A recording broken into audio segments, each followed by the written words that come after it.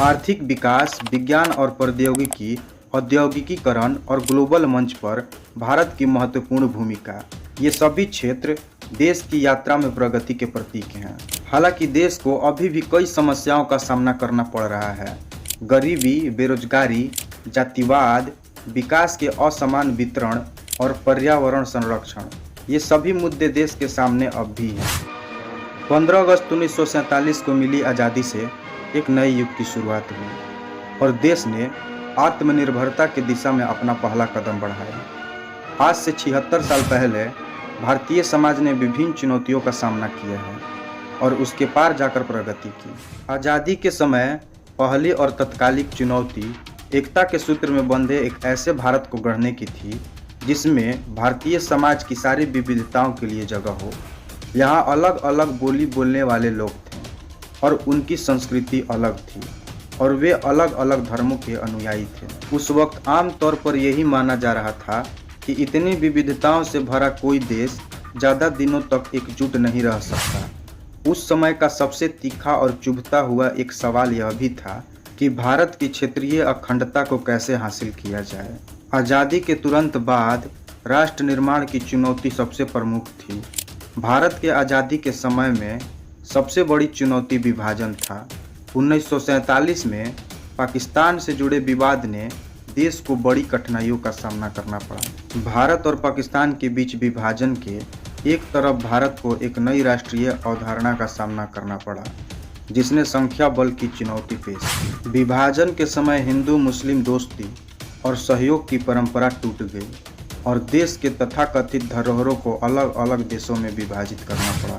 विभाजन के वक्त देश में 500 से ज़्यादा देशी रियासतें सत्ता मौजूद थी, यानी कि लोकतांत्रिक आज़ाद में भारत के अंदर कई राजवंश शासन कर रहे थे और वे अपना सत्ता किसी को सौंपने के इच्छुक नहीं थे। ऐसी स्थिति में लोकतंत्र की संपूर्ण स्थापना करना मुश्किल था।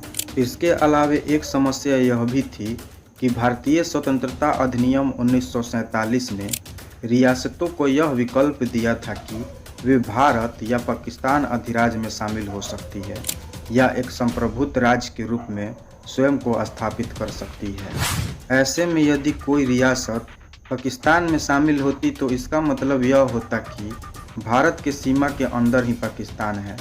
इससे अंतर्राष्ट्रीय सीमा का निर्धारण करना भी मुश्किल हो जाता। इसके अलावा भी बहुत सारी नीतिगत समस्या उत्पन्न हो जाती है। 1950 में भाषा विवाद ने भारत को एक नए विभाजन की दिशा में बढ़ा दिया। भारत के भिन्न भिन्न राज्यों के बीच भाषा विवाद उत्पन्न हुआ जो राज्य की एकता को प्रभावित करता था। हिंदी को राष्ट्रीय भाषा के रूप में स्वीकार करने पर विवाद था और इसे लेकर विशेषतः दक्षिण भारतीय राज्य में विरोध हुआ। भाषा आंदोलन के पश्चात संघीय संसद ने भाषा को राजभाषा के रूप में स्वीकार किया और भारतीय नागरिक को अपनी राष्ट्रीय भाषा में संप्रेषित किया। अगली चुनौती लोकतंत्र को कायम करने की थी। हम सब भारतीय संविधान से अवगत हैं। आप जानते हैं कि संविधान में मौलिक अधिकारों की गारंटी दी गई है और हर नागरिक को मतदान करने का अधिकार दिया गया है। भारत ने संसदीय शासन पर आधारित प्रतिनिधित्व मूलक लोकतंत्र को अपनाया। इन विशेषताओं से यह बात सुनिश्चित हो गई कि लोकतांत्रिक ढांचे के भीतर राजनीतिक मुकाबले होंगे। लोकतंत्र को कायम करने के लिए लोकतांत्रिक संविधान जरूरी होता है, लेकिन इतना भर ही काफ़ी नहीं होता। चुनौती यह भी थी संविधान से मेल खाते लोकतांत्रिक व्यवहार बर्ताव चलन में आए। एक चुनौती यह भी थी ऐसे विकास की जिससे समूचे समाज का भला होता हो, ना कि कुछ एक तबकों का।